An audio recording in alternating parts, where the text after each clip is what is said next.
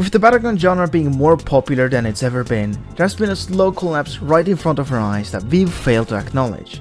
That being said, let's set the stage. What is a Battleground game? In simplest terms, it's a sandbox where you kind of just fight people, get emotes, and, well, obviously get good. To most, this sounds extremely boring, and you will be right, because doing the exact same thing over and over again is just insanity. But there is one small aspect that changes the entire reason as to why people play it. The dopamine button. On countless occasions, there has been moments on many Battleground games where you're just about to die, but then you notice you have an ultimate. Not only do you get all of your health back and get better moves, but you also get extremely flashy moves to fuel that dopamine. You get to go on a roll and feel unstoppable, and that's what keeps you playing.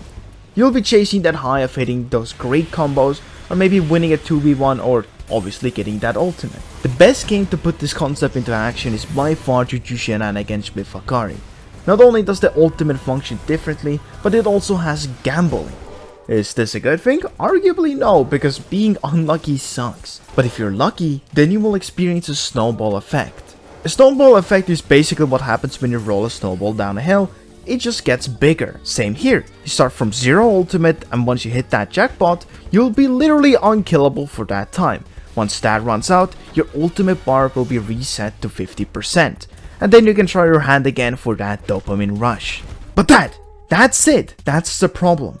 What happens after you've hit that same ultimate, that same combo for the ultimate, over and over again?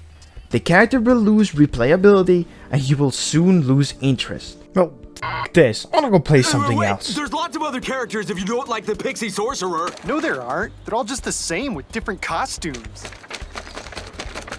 I think you understand what I'm trying to get at. Due to each character being packaged like the last, there's no unique feeling to them. Because developers look at something that works, then they keep doing the same thing over and over again, because why fix something that isn't broken?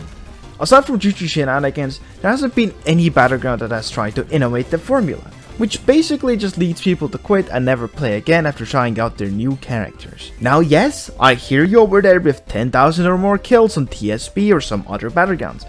If you're one of those people and play the game every day, hours on end, then you're obviously an exception. But here is something that many of you likely do, which is see another Battleground game got a new character update, check out the flashy moves and ultimates, and then leave. Because you think to yourself, why would I play this when I can play the other Battleground instead? There's nothing to keep you playing.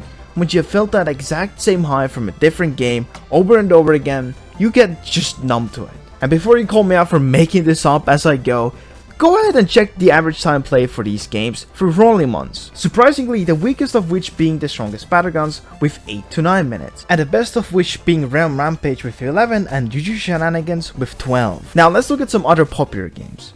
SCP-3000 with 20 minutes, Your Bizarre Adventure with 16, f***ing Blocks Roots with 20.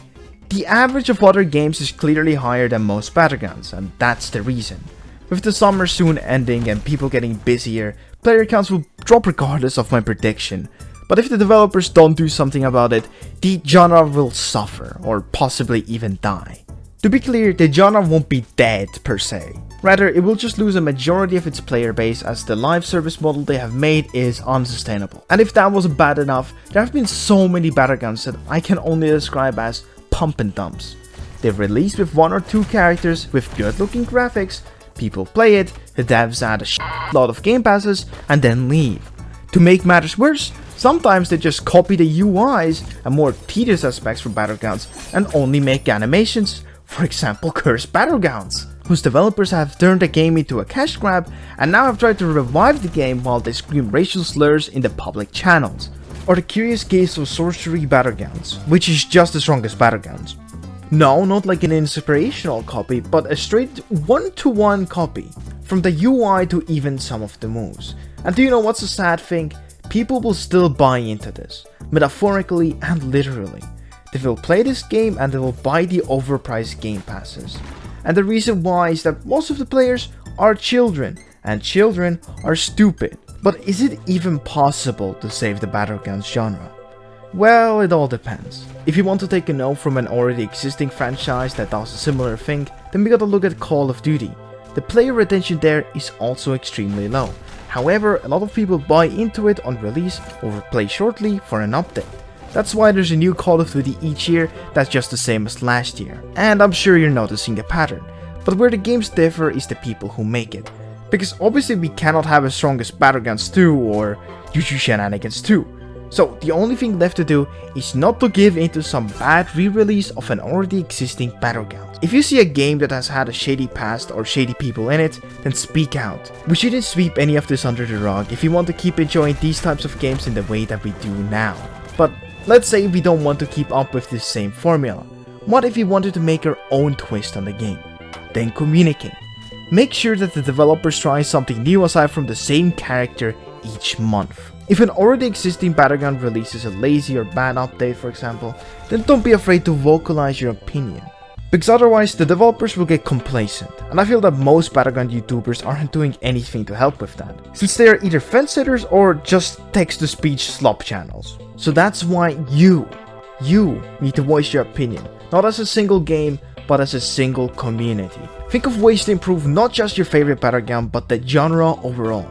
Because until recently, the status quo has been the exact same, with the exception of YouTube Shenanigans. And I also put up a poll asking what is the biggest problem with the genre as of now, and people agree it's quality. I also asked for your responses and I got a lot more than I expected.